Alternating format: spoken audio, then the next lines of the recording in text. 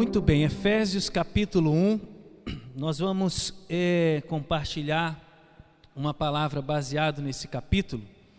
E em maio desse ano, Deus trouxe ao meu coração essa passagem, e eu compartilhei com os irmãos uma palavra aqui na igreja, cujo título na ocasião era Completamente Abençoados. E essa mensagem que eu dei em maio, ela estava relacionada a esse texto que nós vamos ler hoje à noite. Também nessa semana, nessa última semana que passou, eu fiquei com o coração de novo pensando e voltando a esse texto.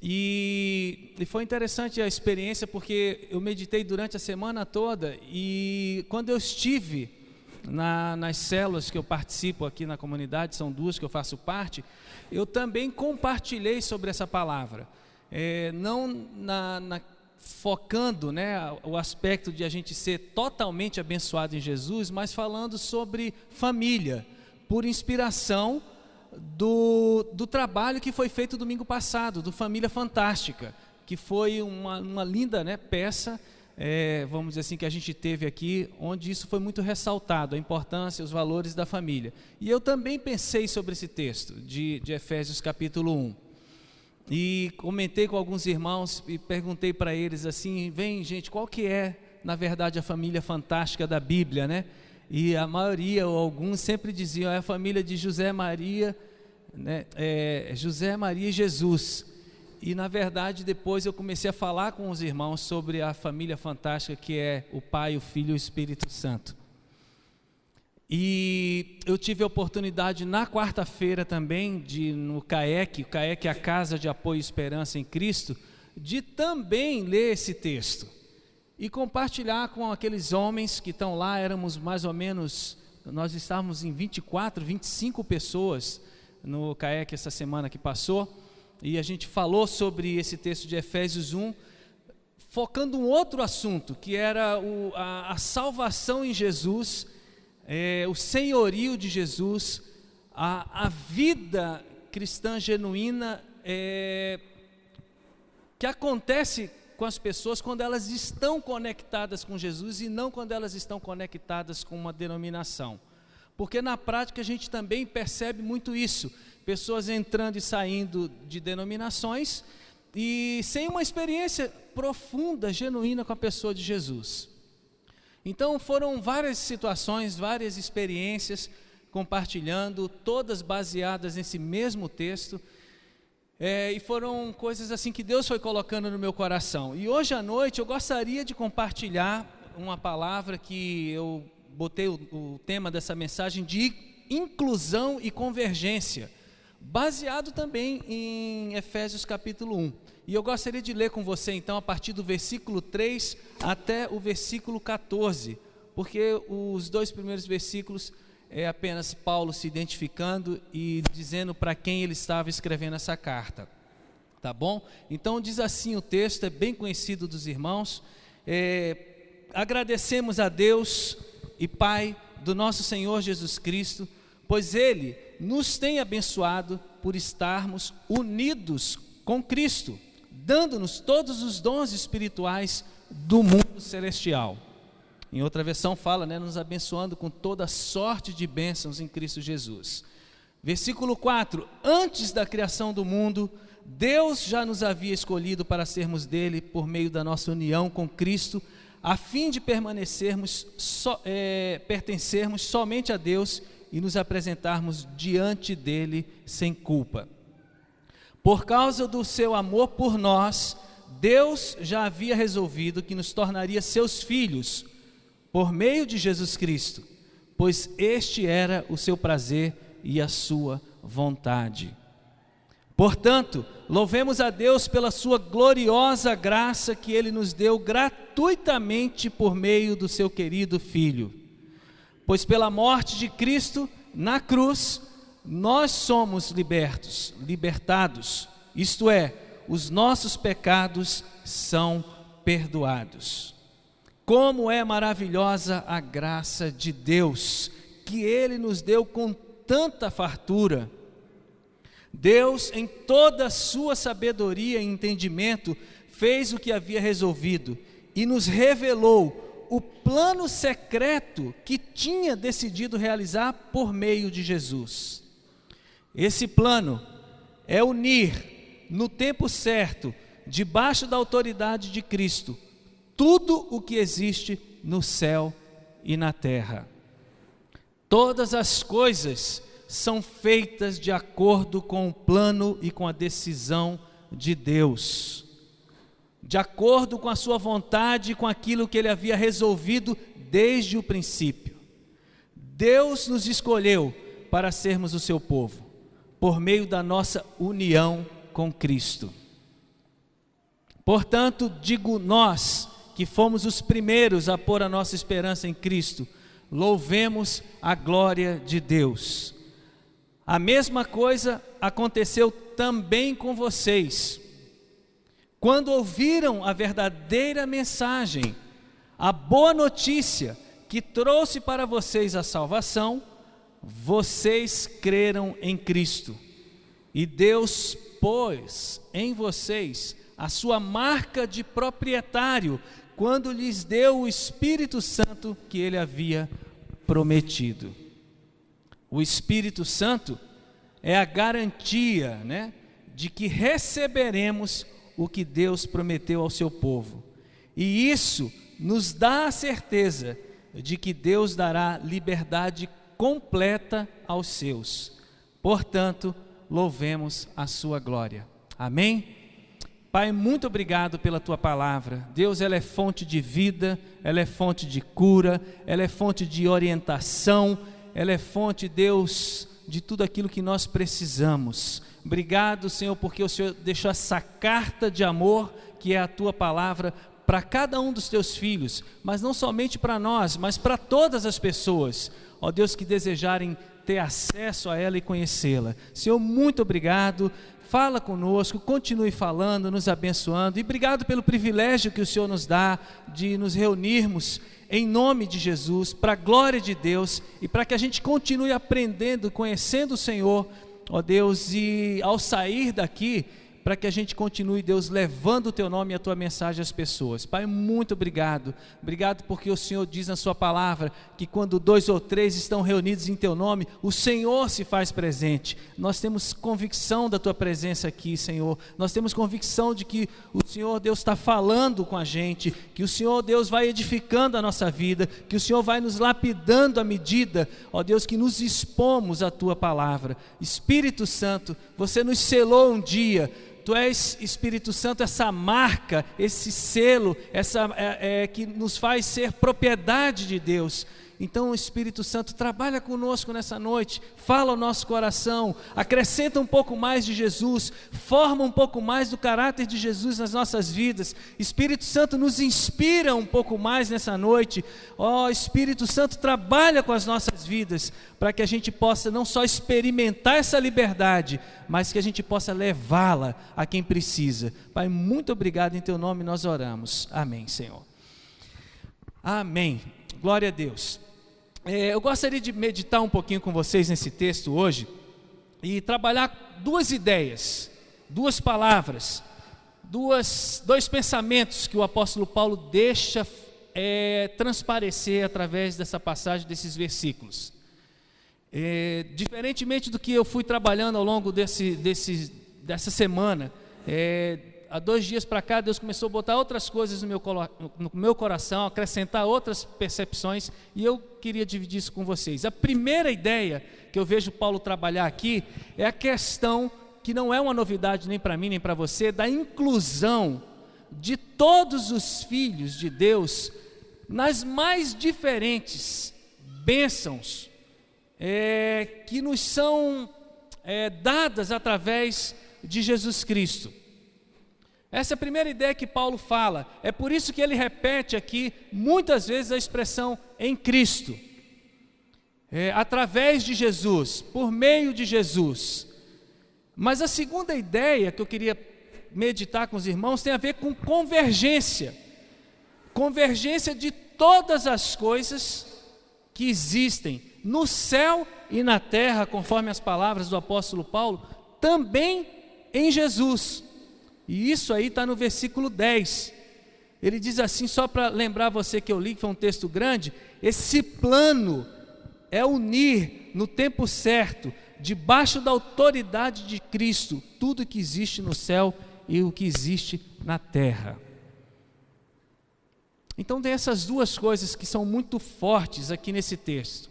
A nossa inclusão, a inclusão de todos os cristãos, em todas as bênçãos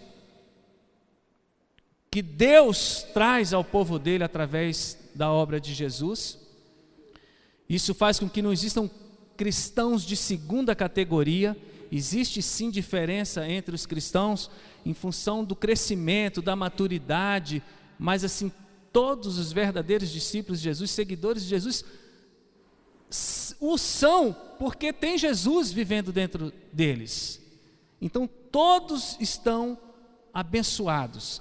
Aliás, esse foi o tema lá da minha mensagem em maio. Todos, indistintamente. E tem a questão da convergência, que não é aí, não se trata diretamente dos cristãos, mas de tudo que Deus está fazendo ao redor do mundo por intermédio de Jesus. Bom, quanto à inclusão dos filhos nas bênçãos, como eu estou dizendo, não existe dúvida, a gente não tem a menor dificuldade de afirmar que você, eu e todos os demais irmãos que estão espalhados aqui em Foz do Iguaçu, nas denominações, e todos os demais irmãos e filhos de Deus ao redor da terra, são completamente abençoados, com todas as sortes de bênção, com dons espirituais, com o maior dom espiritual, que é a vida em Cristo, com a marca do Espírito Santo na vida deles. Isso a gente chama de inclusão espiritual, porque é isso que Paulo está falando. Ele está falando de uma inclusão na família de Deus, de uma inclusão espiritual, que é algo que não é nós que fazemos, mas é o próprio Deus, através do Espírito Santo, que nos pega e que nos enxerta dentro da videira, dentro dessa família. Nós não nascemos nesse mundo dentro dela, nós nascemos desgarrados, perdidos, mas o Senhor vem até a gente, e aí através da obra do Espírito Santo Ele nos conecta, e nós somos então, até algumas passagens, algumas versões diz que nós somos filhos por adoção, e Ele nos adota nessa família. E Paulo aqui nesse texto que a gente leu, nesses 11 versículos, ele fala dessas bênçãos. Não é só o nome escrito no livro da vida, não é só o fato de a gente ser livre do inferno, mas Paulo diz várias coisas aqui. Ele fala que o verdadeiro cristão, ele tem consciência de que ele foi eleito, escolhido, desde antes da fundação do mundo. Está lá no versículo 4, nós fizemos uma leitura rápida, contínua, mas se você for ler o versículo 4, ele está falando, olha, todos vocês foram eleitos. Vocês quem naquele caso? A igreja, o povo de Deus que estava na cidade de Éfeso. Vocês foram eleitos, antes de vocês nascerem, antes da fundação do mundo, Deus já tinha planejado, sonhado e pensado em vocês. Aí ele fala também da predestinação, ou do destino que Deus dá para a humanidade, para que a humanidade se torne filho. Deus quer uma família de muitos filhos semelhantes a Jesus. Ele predestina isso para todos. Aí não vamos entrar na discussão teológica desse termo, que muitas vezes é motivo de grandes discussões, mas assim, Deus deseja, a gente vê isso na Bíblia de capa a capa, que todas as pessoas se arrependam. Então ele predestinou a humanidade para relacionar-se com Cristo, para ser filho de Deus, para serem adotados dentro dessa família. Então essa é uma outra bênção, que a gente não tem receio de dizer para cada um dos filhos do Senhor. Redenção, libertação. A gente leu ali no versículo 7, por causa da morte de Jesus Cristo na cruz, nós fomos libertos. Pois pela morte de Cristo na cruz, nós somos libertados, isto é, os nossos pecados são perdoados. É uma libertação, não há condenação. Paulo diz em outra carta, no livro de Romanos, para quem está unido com Jesus. Há sim transformação, há sim disciplina, há sim correção, mas tudo isso é amor. mas não há condenação. Por quê? Porque o Senhor Jesus, através do sangue derramado, já nos redimiu. Fomos perdoados. Ah, mas nós erramos, é verdade. Por isso Jesus pega a palavra e através da palavra vai lavando a nossa vida, lavando o nosso coração. Mas nós já estamos libertos. Os nossos pecados não mais nos condenam ao inferno, porque nós fomos redimidos por Jesus. E aí Paulo ainda fala mais para frente, ali pelo versículo 11, que além disso, nós nos tornamos herdeiros. Gente, é muita bênção. Liberto, perdoado, redimido, feito filho, feito herança. E significa que tudo que Deus tem, como diz lá o Salmo 24, que pertence a Ele, pertence a gente. Para que a gente desfrute, para que a gente perceba o Senhor em todas as coisas que Ele criou. Nós somos herdeiros de quê? De Jesus, herdeiros do Pai, herdeiros da criação, porque tudo pertence ao Senhor. Então, nós fomos incluídos, nós, filhos de Deus, em todo tipo de forma de expressão, de bênção que Deus tem para a gente. Mas embora essa seja uma experiência da igreja dos filhos, de ser totalmente abençoados, Jesus disse que a morte dele, quando ele fosse levantado na cruz, ele atrairia todas as pessoas a ele. Quando a Bíblia diz que Jesus não faz acepção de pessoas, não faz, porque realmente, lá em João 12:32, ele disse assim: mas eu, quando for levantado da terra, se referindo à forma como ele morreria, morte de cruz, eu atrairei todos a mim. Então, assim, aqui a gente tem uma referência do poder de salvação, da abrangência da salvação, da capacidade que Jesus tem de poder salvar a humanidade inteira. Porque na verdade, irmãos, é essa a vontade do nosso Deus. É o que? Estender a salvação para todo mundo, para todas as pessoas. A morte de Jesus foi para isso, foi por esse motivo. E aliás, essa é a vontade do Pai. O Pai, como a gente fala aqui várias vezes, eu falei hoje, quer uma grande família, uma família do tamanho dele. Que não dê nem para a gente contar, mensurar de tão grande que ela é, de muitos filhos que caminhem em intimidade com Ele e que sejam semelhantes a Jesus.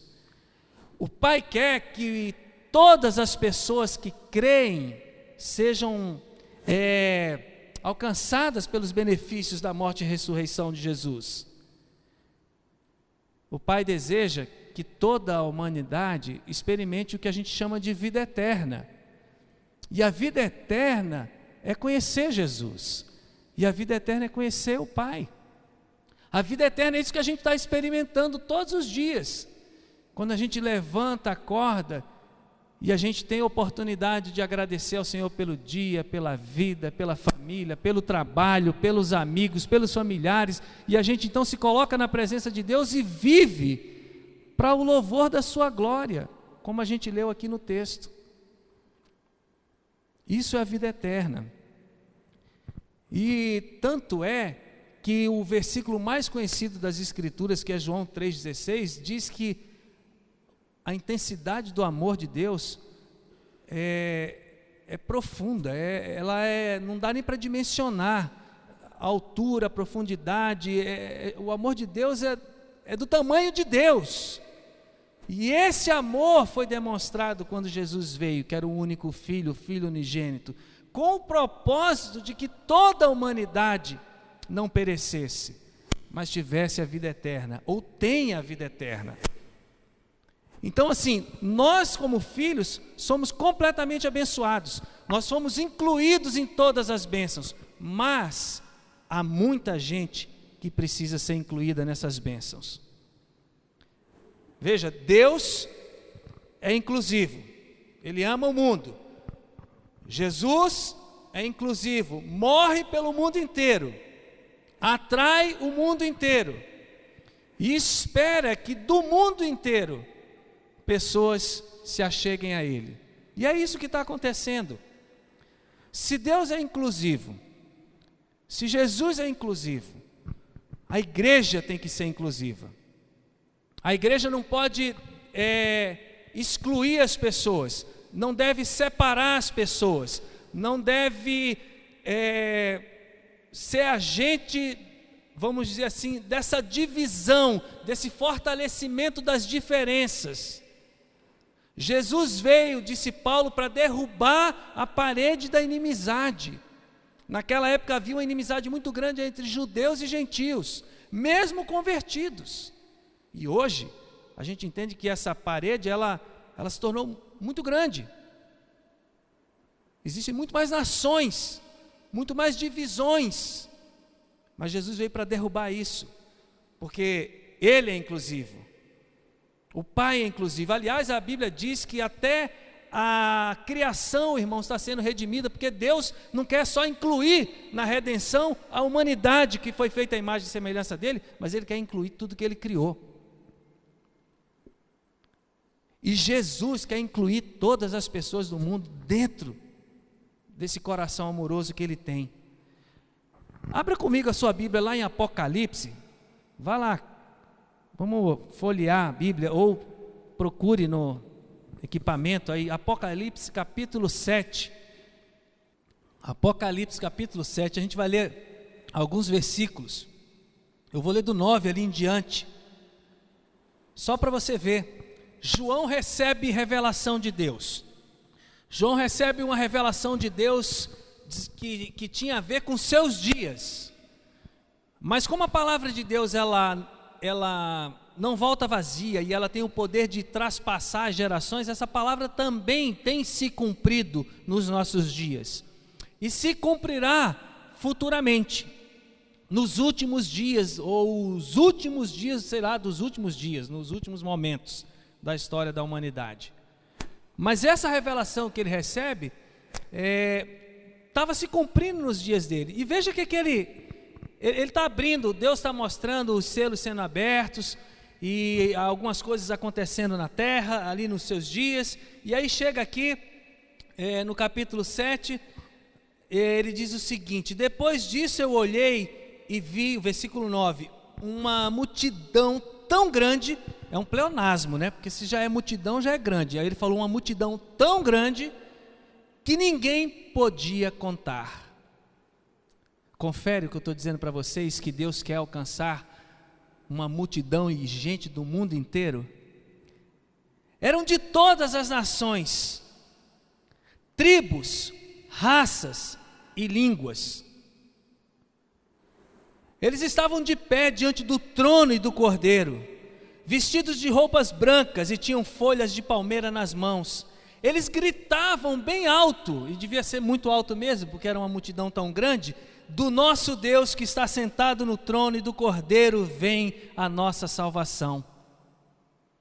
Era uma multidão de adoradores, e todos os anjos estavam de pé em volta do trono, dos líderes e dos 4 seres vivos. Então eles se jogaram diante do trono, encostaram o rosto no chão e adoraram a Deus, dizendo: amém, é verdade, ao nosso Deus pertencem para todo sempre o louvor, a glória, a sabedoria, a gratidão, a honra, o poder e a força, amém. E um dos líderes me perguntou: quem são esses que estão vestidos de branco? De onde foi que vieram? Eu não sei, o Senhor sabe, respondi.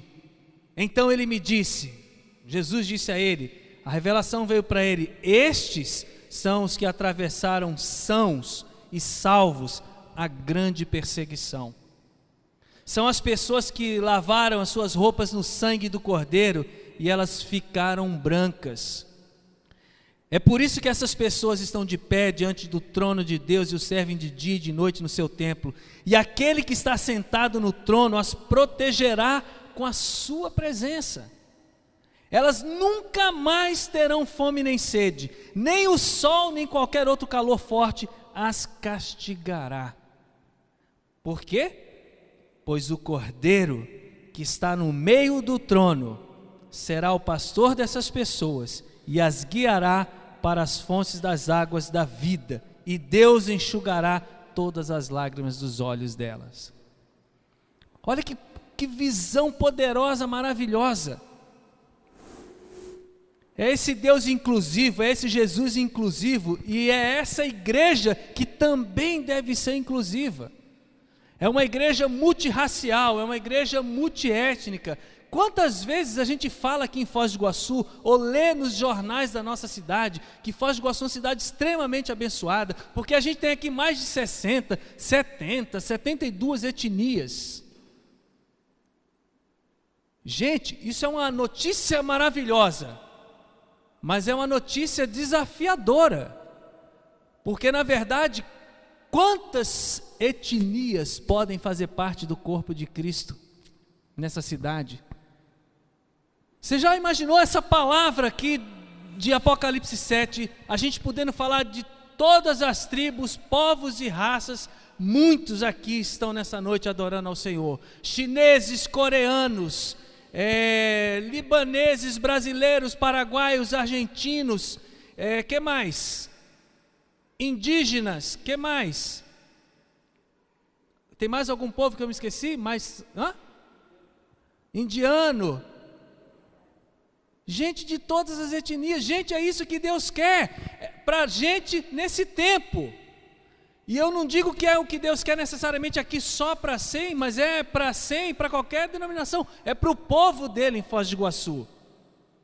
Uma igreja multirracial adorando, louvando ao Senhor, como foi nos dias dos apóstolos, quando o evangelho rompeu as barreiras de Israel e foi para Roma, foi para tantas cidades, gente de diversos povos se convertendo,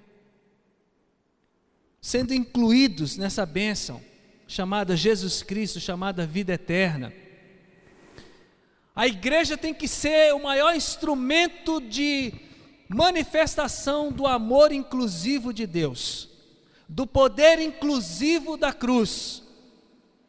A igreja jamais pode ser vista como uma família, ou um povo, ou uma comunidade que exclui as pessoas, que separa as pessoas. A separação, a segregação, ou mesmo a integração parcial, não devem interessar a mim e a você, muito menos a gente deve praticar isso. Nós devemos fazer como Jesus, indo, caminhando, se relacionando, fazendo missões, vivendo a fé, o amor, a verdade, vivendo na graça, na misericórdia, debaixo do Espírito Santo, aonde a gente estiver, se relacionando com as pessoas, levando Cristo, de uma forma que as pessoas não repudiem, conforme diz o apóstolo Paulo, sendo sábio. A igreja precisa ser esse instrumento que atrai. Quando a gente lê a história da igreja no Novo Testamento, no livro de Atos, a gente vê que o povo tinha muita ousadia para proclamar Jesus, porque eles morriam, eram perseguidos, eram separados das suas famílias, era complicado, eles tinham muito essa ousadia. Mas o estilo de vida da igreja do Novo Testamento, ali do começo, era um estilo de vida que atraía as pessoas. As pessoas gostavam de estar junto daquele povo, porque via entre eles o quê? Cuidado, amor, proteção. Então a igreja tem que ser esse instrumento. E quando nós, irmãos, não somos inclusivos, ou quando a nossa mensagem, ou mais do que a nossa mensagem, quando o nosso jeitão de ser é um jeitão que afasta ou exclui, a gente está cometendo uma injustiça com as pessoas, a gente está cometendo uma injustiça com as etnias que estão em volta da gente. Quando a igreja faz isso em termos mundiais, ela está cometendo uma injustiça com a raça humana, Porque as pessoas estão deixando de receber os direitos conquistados por Jesus na cruz. Porque o que Jesus disse é que quando eu for levantado, eu atrairei todos a mim. Então Jesus atrai as pessoas. Quem que falou, não sei se alguém me lembra, não sei se foi Gandhi ou se foi Confúcio, quem que falou que aquela frase tão conhecida, ou se foi outro cara, diz assim que eu admiro o Cristo que você tem, que você fala, mas eu tenho dificuldade com o cristianismo que você vive. Foi Gandhi, né? Gandhi. Pô, nós estamos falando de uma pessoa, ó. Então, a gente tem que virar essa página. Eu sei que é um desafio, eu não estou falando só para você e falando com desejo que outras pessoas saibam, ouçam e queiram isso, virar a página, de sermos um povo cheio de graça, um povo cheio de amor para dar, um povo que gosta de se relacionar, um povo que respeita a cultura, a etnia, que caminha, se propõe a caminhar junto, que inclui as pessoas, e nesse relacionamento as conduzem a Jesus, porque foi isso que Jesus fez. Jesus não pegou nem chamou ninguém para andar com ele que estava pronto, ele chamou pessoas todas com problemas, com dificuldades, e ao caminhar com elas, no caminhar com elas, ele foi impactando aquelas vidas, foi transformando, foi modelando um, modelando o outro. E olha, era Jesus, o Filho de Deus, esse que disse que atrairia todos a Ele, o Cordeiro de Deus que tira o pecado do mundo, era Jesus, o Mestre por excelência, era Jesus, aquele capaz de curar qualquer alma, era Jesus, aquele que tinha autoridade, que gastou anos e horas caminhando com aqueles homens imperfeitos, mas que queriam estar perto dele, e que foram transformados na caminhada, e que depois que Jesus foi embora e que o Espírito Santo veio, continuaram a caminhar com ele. Então é assim que a gente tem que fazer, lá fora. Aqui dentro nós somos irmãos, estamos juntos, mas lá fora é a gente se dispor a caminhar com as pessoas, sempre, e na caminhada elas vão poder ver Jesus na nossa vida, não apenas nas coisas que a gente fala, mas até na própria atitude que a gente tem com elas.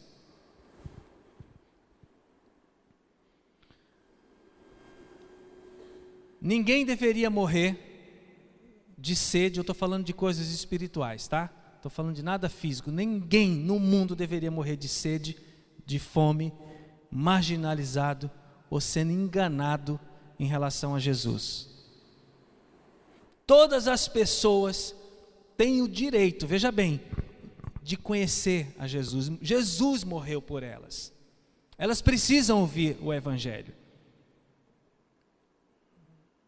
É por isso que missões não pode parar. A igreja tem que continuar fazendo missões ao redor do mundo.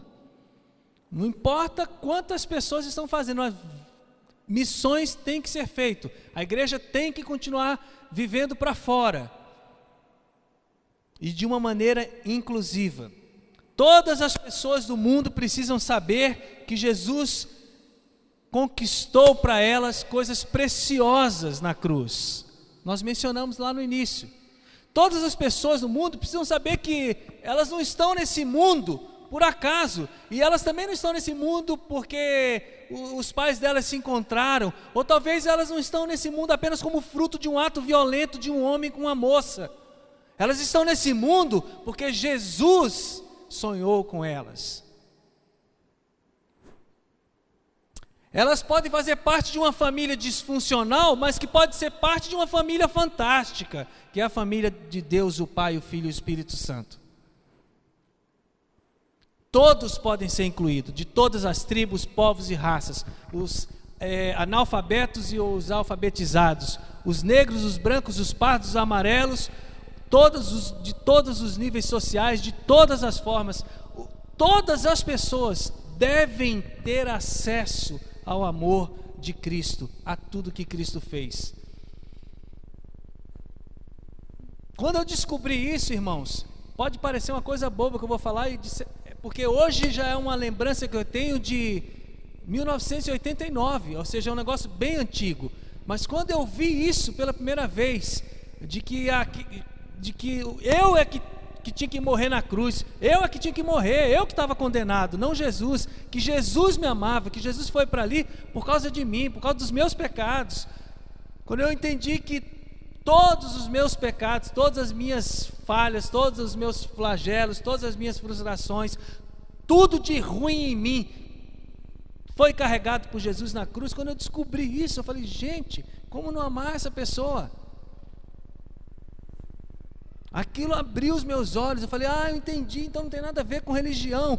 Então tá, não tem nada a ver com alguma característica específica que eu tenha que ter. Não, era o amor de Jesus demonstrado por mim na cruz, eu entendendo o que era aquilo, que era entrando nessa relação com Ele que eu seria transformado. As pessoas precisam entender isso. Muitas pessoas não vêm para o nosso meio ou não aceitam que a gente caminhe com elas, porque elas têm medo, sabe de quê? De que a gente vai levar para elas uma imposição de alguma coisa, uma transformação de fora para dentro. Elas têm receio de serem rejeitadas, porque algumas delas até já andaram no meio, mas aí como elas resvalaram, como elas cometeram pecados horrorosos, então assim, a igreja foi lá e não pode isso, não pode aquilo, excluiu, então elas têm medo.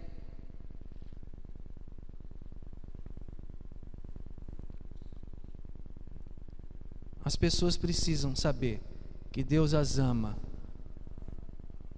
do jeito que elas são, e que as ama tanto que se propõe a caminhar com elas e torná-las diferentes.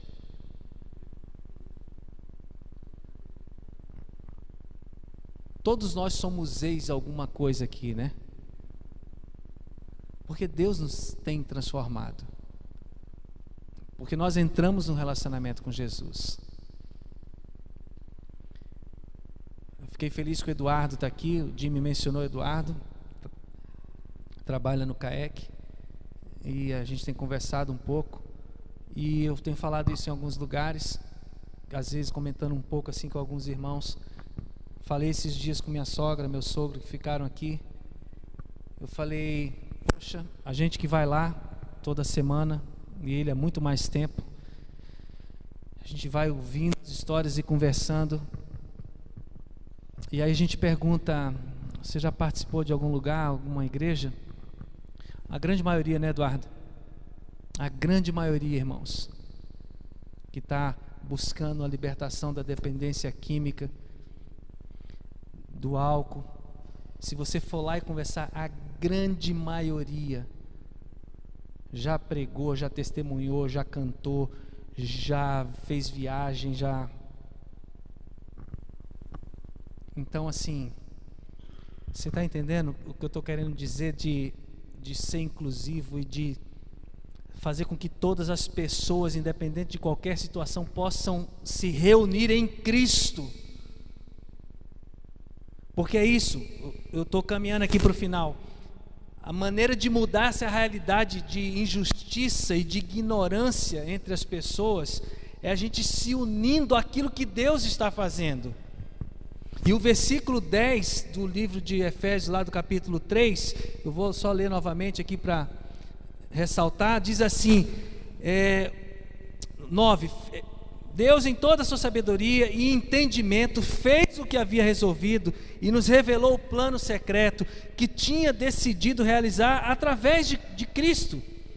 Esse plano é unir, é convergir, é reunir no tempo certo, debaixo da autoridade de Cristo, tudo o que existe no céu e na terra.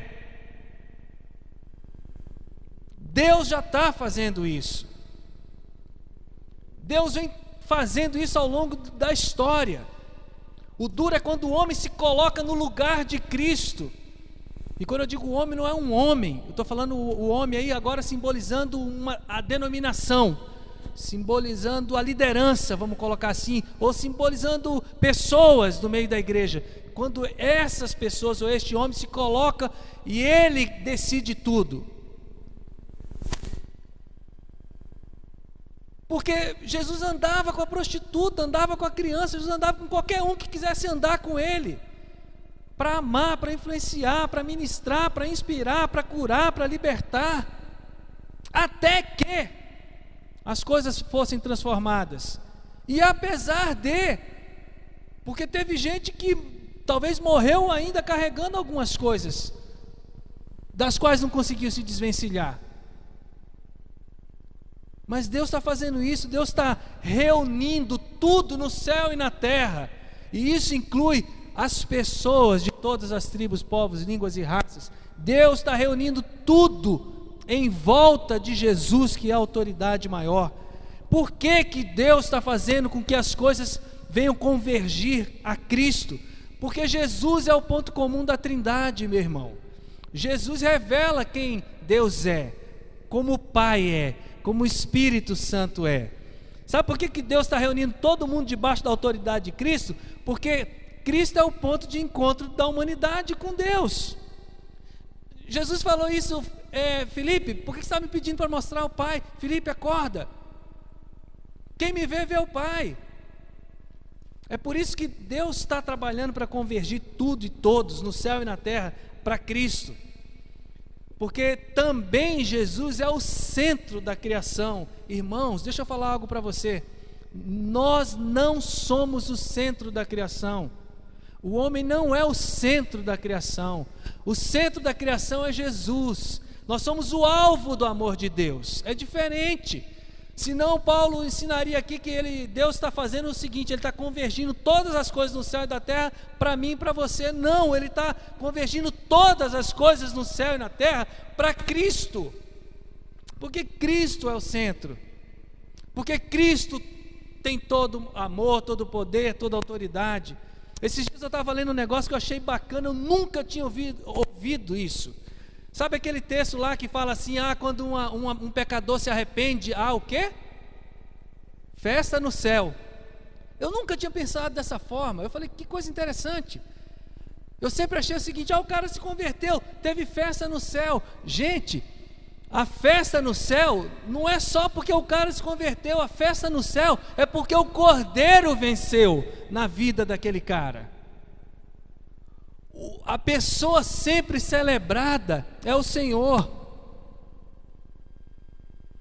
Ao nosso Deus, ao Cordeiro, pertencem para todo sempre o louvor, a glória, a sabedoria, a gratidão, a honra, o poder e a força.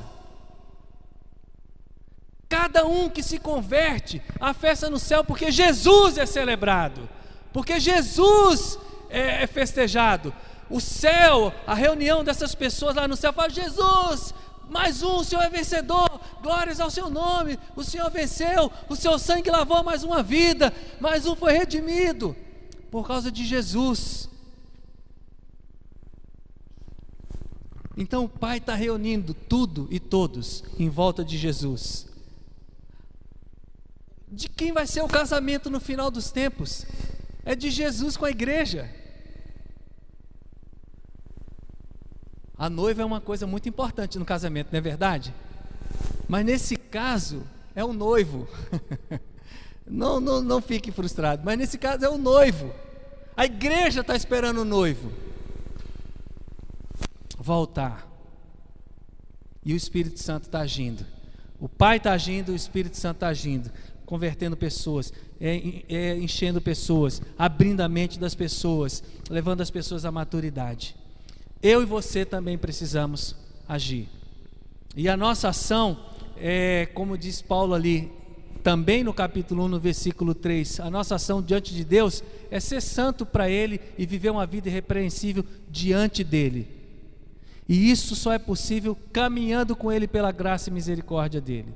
Nunca eu ou você vamos conseguir ter uma vida irrepreensível diante dos outros. Sabe quando vai ser o último julgamento que a gente vai receber? Quando a gente morrer. Quando a gente morrer, que tem lá o velório, é o último dia do nosso julgamento. Uma pessoa fala assim, ele era bom, mereceu morrer. O outro não sei o que, mas ele era um amor, tal. Gente, abra o seu coração. Deixa eu dizer algo para você. Deixe Deus usar toda a vida que você tem para que esse Cristo maravilhoso, esse Cordeiro Santo seja conhecido entre os seus amigos, entre aqueles que ainda estão fora dessa relação poderosa, preciosa com Jesus. Anuncie Jesus com a sua vida, com as suas palavras. Anuncie Jesus vivendo com essas pessoas pelo tempo que for necessário. Esqueça que tem coisas que ainda precisam ser tratadas. Esqueça no sentido de não julgar. Muitas pessoas não estão vindo porque foram julgadas. Julgadas de forma equivocada. E Deus está esperando que a gente leve um amor diferente para essas pessoas. Eu contei para vocês uma situação que eu fui julgado por uma pessoa porque eu entrei num lugar para comer um lanche e não é um lugar muito bem aceito para um crente, muito menos um pastor entrar. Eu contei isso aí, não? Não? Então vou contar para você, Talano, você não viu. Brincadeira. Eu estava no shopping no Paraguai e convidei a minha esposa para comer uma empanada no Shopping de Leste, e ali tinha um cassino no segundo andar. Eu entrei. Quando eu entrei naquele cassino, passou um rapaz por mim, me deu uma encarada que a minha esposa, a Lília, percebeu.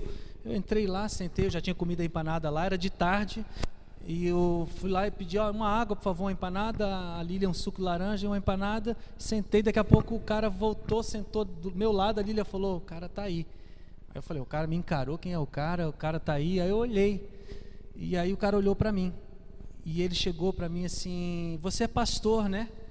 Eu falei, sou. Como é que você sabe?